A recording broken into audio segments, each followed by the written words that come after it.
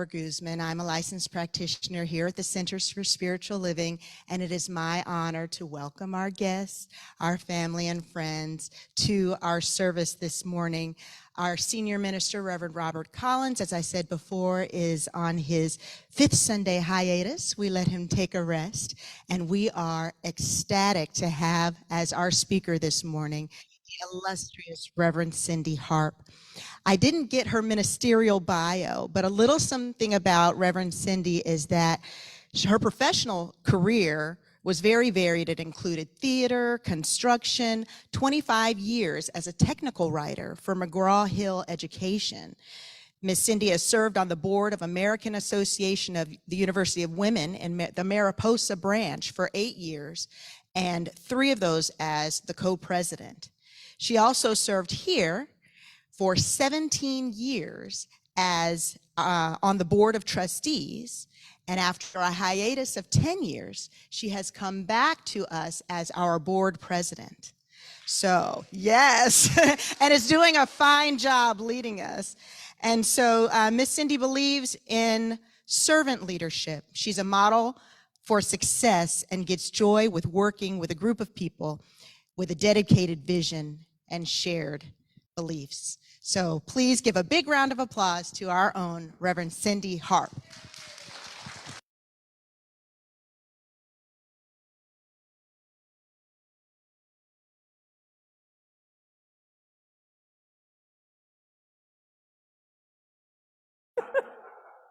But I'm not going to wear it because I'm afraid it's going to pop off in the middle of my talk. So I'll put that on again later. I have a mic? Am I on? Okay, thank you. It's not sounding?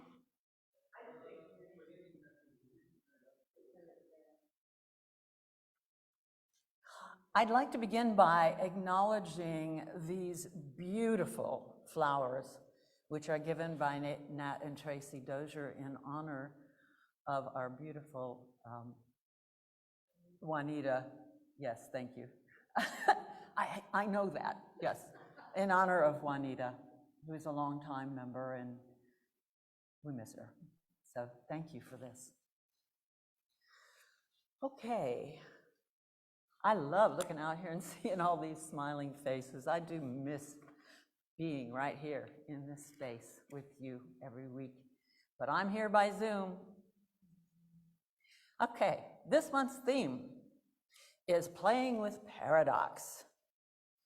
And I'm going to briefly review quickly the things we've already been over in the previous 4 weeks.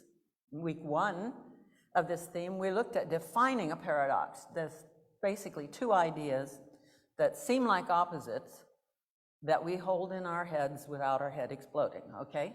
So one is meaningless without the other. And we examined what a paradox mindset is, and that's the ability to hold these opposing ideas. Week 2, we considered the possibility of getting comfortable with discomfort. The riddle of the universe is a paradox.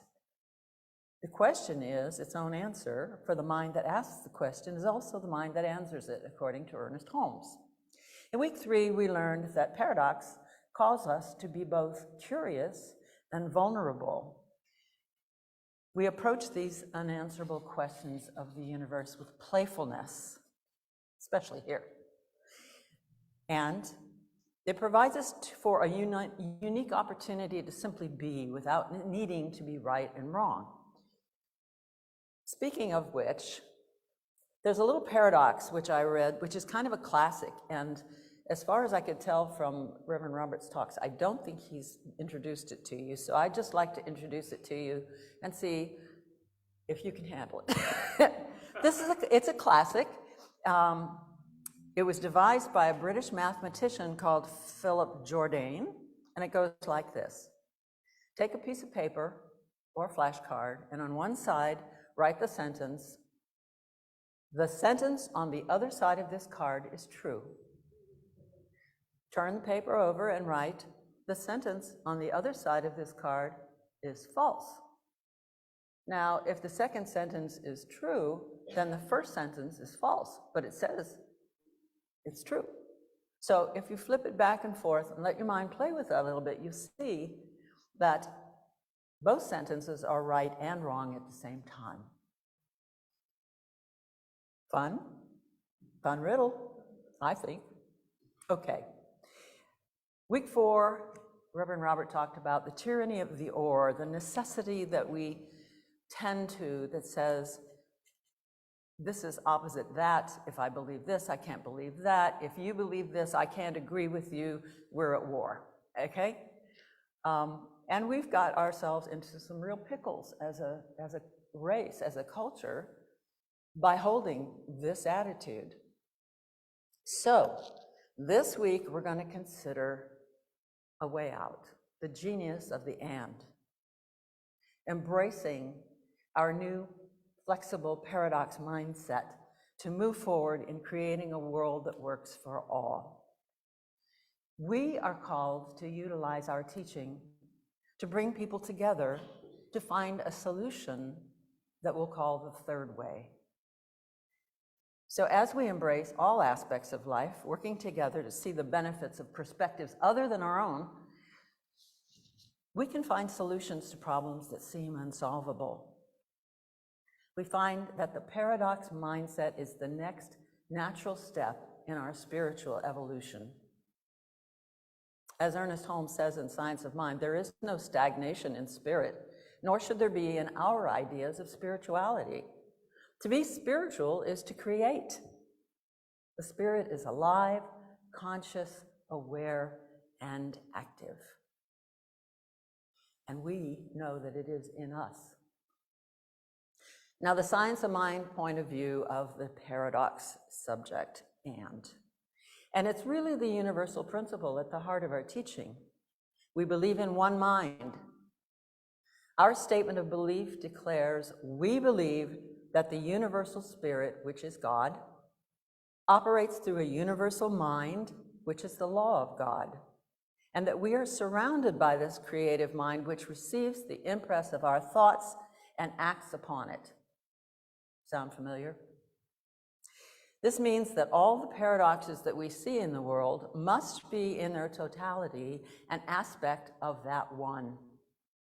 It means all the problems, the challenges, the polarities, the either-or thinking, the suffering, and the ways that the world currently isn't working must also be aspects of the one mind.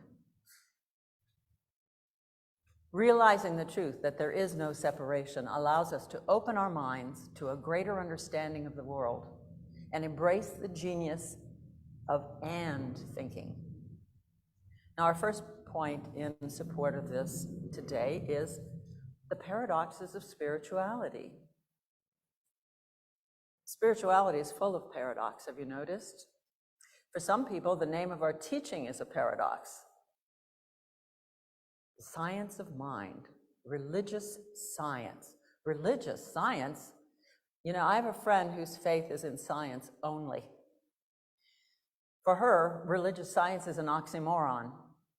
You know, a phrase that is in opposition to itself, a contradiction. For her, religion and science are wholly different concepts. Science and scientific laws are the only thing that are real. Well, when I explained to her that we believe that the universe is one, a living system that operates according to immutable law and not happenstance, whether we perceive and understand those laws or not, she was very skeptical.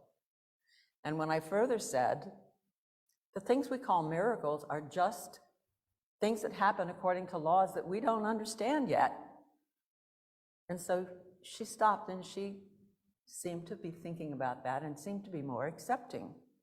So this is how you begin to develop a paradox mindset, by considering that seeming opposites can be part of a larger harmonious whole. Spirituality is full of paradox.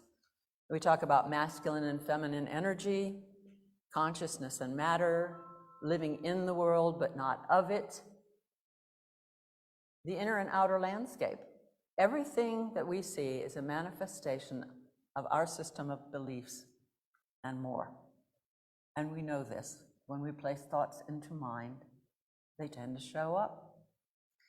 Now, the ancient Chinese symbol of the yin-yang is a wonderful symbol that represents the genius of the and. Remember the symbol? It's like two apostrophes, one dark, one light, hooked together into a round symbol. We see that not only are these seeming opposites really just two sides of the same coin, but there's also a small circle in the middle one of each with the opposite color in it. So they are a mix. Spirituality has been calling us to find third ways, to let go of our either-or thinking, and embrace the possibility of the and step into something new for thousands of years. And we like to think we're making progress, don't we? We keep working at it. It's happening. In Islam, a short story, Karen Armstrong puts it this way: perhaps the central paradox of the religious life is that it seeks transcendence, a dimension of existence that goes beyond our mundane lives, but that human beings can only experience this transcendent reality in earthly physical phenomena. Right? Rumi stated it more poetically in the phrase that's in our newsletter this week. In order to understand the dance, one must be still. And in order to truly understand stillness, one must dance.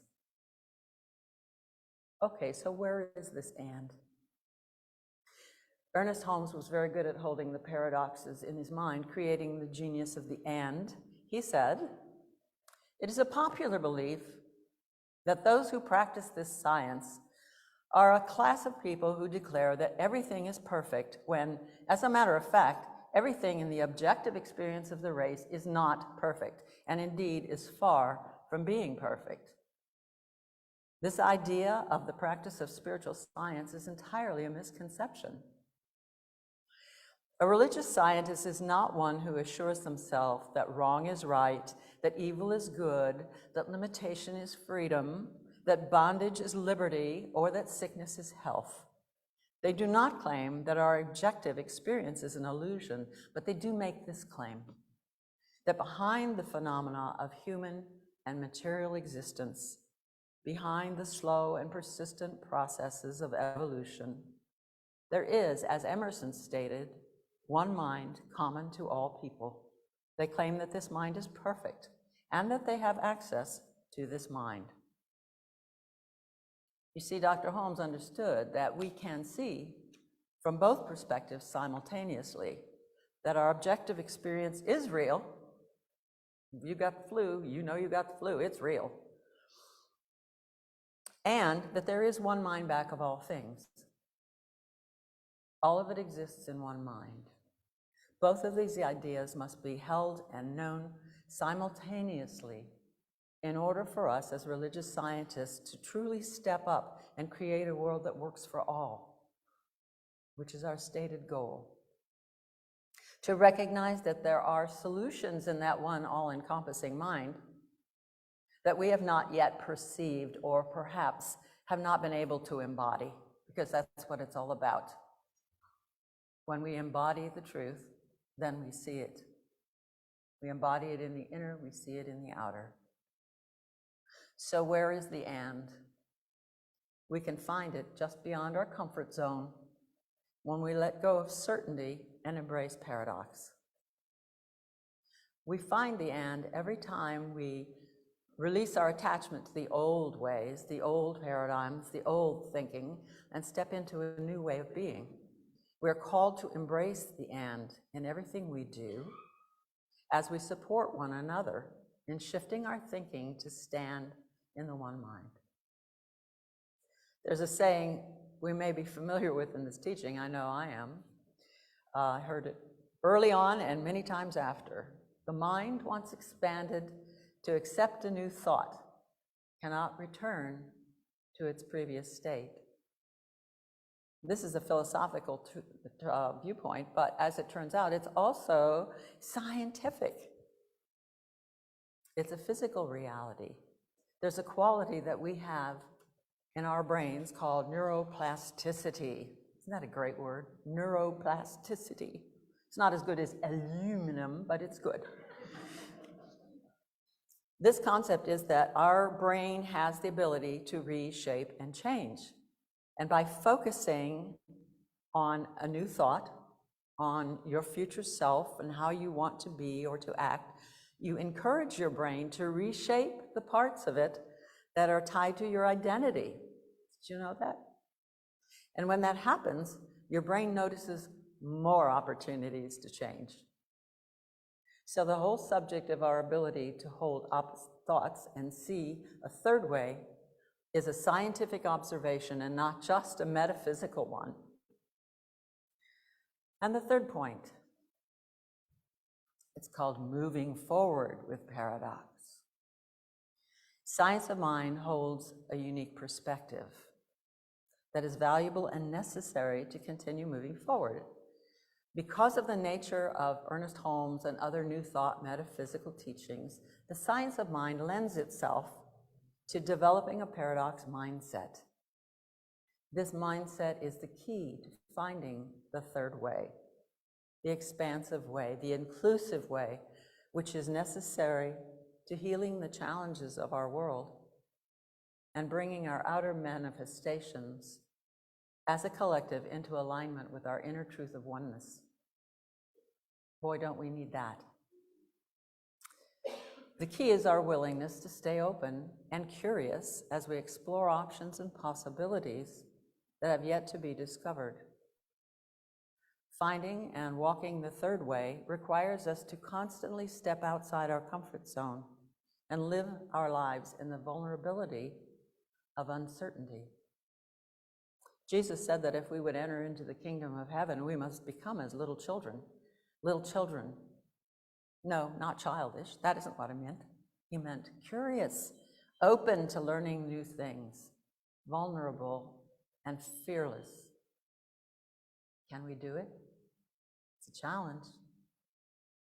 It's a challenge. Our conclusion and call to action is this: each of us has the ability to live our lives from the genius of the and.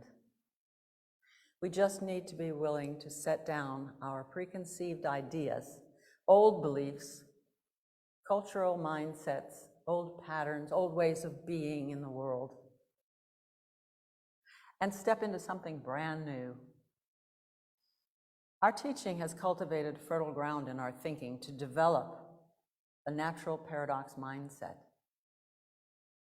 Using this mindset and our unique teaching, we can truly create and step into a world that works for all life, including all of humanity, all animals, all plants, the planet itself. The events of the past decade, including the swift ushering in of a new normal, I kind of don't like that phrase, but it's what we all call it, have been acting as a catalyst to shift us away from our polarized thinking into a third way of thinking. Not all these shifts are necessarily what we would call good. They're not all permanent. But think about the massive fires that have forced hundreds of people here in California to rethink how they are living their lives and what ultimately is important. This can lead to such things as homelessness and food insecurity, or to being resheltered with loved ones with a new emphasis on faith, family, and neighborhood. Have you noticed whenever there's a crisis how we tend to put everything aside and rush to help as a species? We don't ask, well, what are your religious beliefs? What church do you go to? What are your political beliefs? What color is your skin? We just want to help. What if we did that without experiencing a crisis? What if we consciously choose to love our neighbors as ourselves? What difference would that make? Would we bring heaven on earth? So let's be proactive. Let's learn to really listen to each other without having to judge whose perspective is right. Let's be open to perceiving and embodying a third way, a more divinely human way to be with each other. Now is the time to step up and live from the potentiality and the possibility and the reality that we know is available through the science of mind. Through using the power of our spiritual tools to live from one mind, to be open at the top, to receive and perceive a third, fourth, perhaps even more ways to bring heaven on earth. As Ernest Holmes says in Creative Mind, life is for us today. There'll be no change for tomorrow unless we do the changing today. Today, we are setting in motion the power of tomorrow. Today is God's day, and we must extract from it what of life we are to live. So let's set the power of tomorrow in motion today. Let us pray. We turn our attention to that one unlimited, unconditioned, creative source that is ever and ever expanding.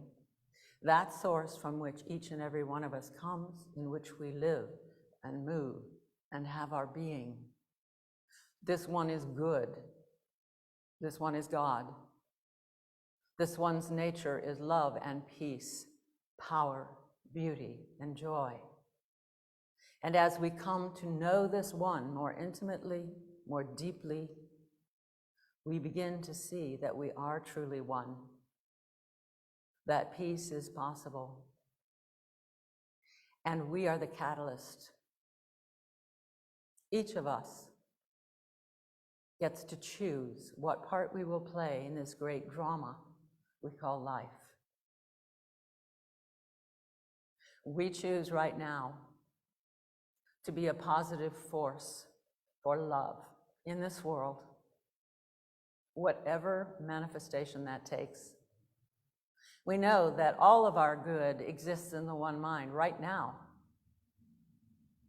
And whether we perceive in our lives a shortage of right livelihood, right home, right housing, right creative expression, perhaps we see our health as less than optimal. Whatever our perception, we know that it is changing, even as we accept that it exists as perfection in the one mind. This is available to us now,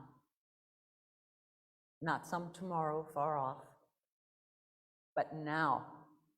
Prayer is a verb, a live, living thing. We place our word into that vast, eternal, creative mind that knows how and does bring into being that which we most deeply desire, that which we most deeply believe is possible for us, that which we know is possible for our species, for our world, for everything that exists. We sit in this magnificence. We allow it to come forth through us. We give gratitude for knowing that it is already a reality, because that brings it into now and not the future. So right now, we claim our good. Right now, we know the truth of our being, and right now, we set forth in a new, more loving, more accepting, more expansive world.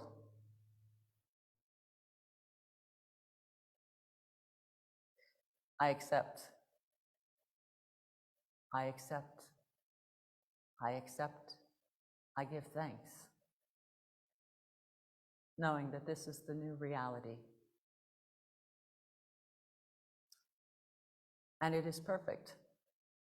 It's perfect now, it's perfect every day, it's perfect in all ways. And we accept. And we give thanks together by saying together, and so it is. Okay. Thank you.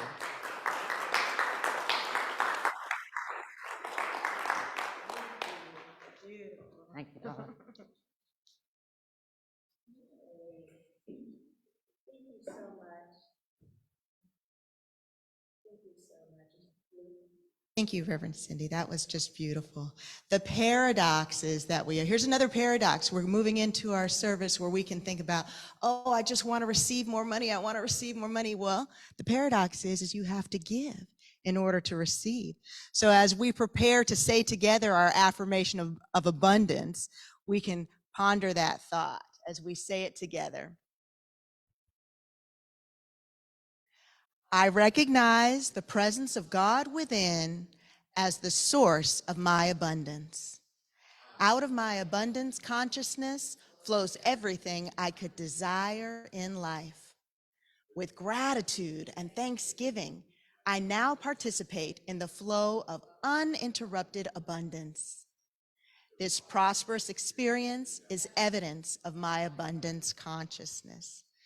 And you can put the ways that we can give. Most of us already know this. We either have it set up as a reoccurring thing. There's a card in the front of each of the chairs with a little dollar on it. We'll show you how you can text to give. That's how I choose to do it on the 1st and 15th. I just push in my little dollar amount I saved it in my phone as Give MCSL, and my payment automatically goes through. We also have a giving box on the hospitality table behind the camera. So if you'd like to give that way, we welcome that. And of course, you can pay online, montereycsl.org, or through the mail, snail mail as they call it. But we know that as water is stagnant, it just gets a funk to it. And we don't want to get in a funk. We want to let that flow, so we give so that we can receive, and that's how it works. We have a few announcements. Let's see. We're going to say goodbye to Facebook. Thank you so much for joining us today, tonight, tomorrow, whenever you're watching this. Thank you so much for being here with us for our talk. I know you enjoyed Reverend Cindy, and we'll see you again next week.